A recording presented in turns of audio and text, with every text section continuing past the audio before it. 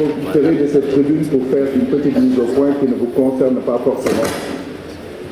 Il ressort très souvent des interventions de certains collègues, des prises de parole portant à parler d'intérêts qui nous sont propres. Nous sommes tous des acteurs économiques dans la vie privée. Moi, je représente une entreprise qui débat des milliers et des milliers de conteneurs par jour, par an au niveau du port de Dakar. Il arrive que je rencontre des difficultés avec l'administration portuaire. Il arrive que je rencontre des difficultés avec l'administration douanière. Il ne me viendra jamais à l'esprit, en tant qu'acteur privé économique, de profiter de ma stature de député pour parler de mes propres problèmes privés. C'était une mise au point.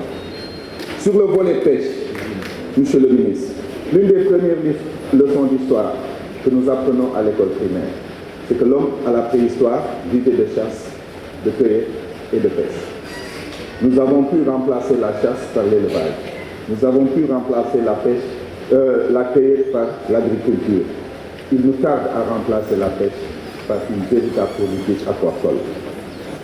Monsieur le ministre, nous ne pouvons pas continuer d'agresser nos mers de façon aussi sauvage et espérer ne pas en subir les conséquences.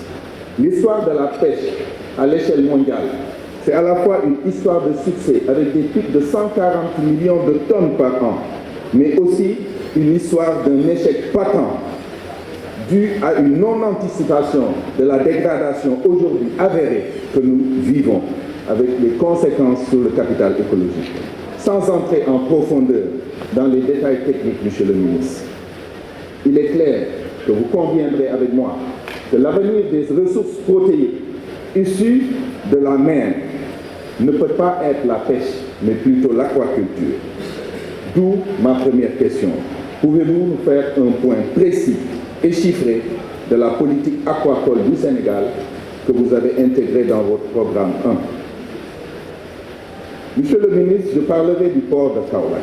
Le 21 janvier 2019, on a lancé les activités de dragage du port de Kaolack lors d'une tournée économique de son Excellence M. Macky Sall. Ça a suscité beaucoup d'enthousiasme au niveau des populations de la ville de Kaolack, tenaillé par un chômage endémique.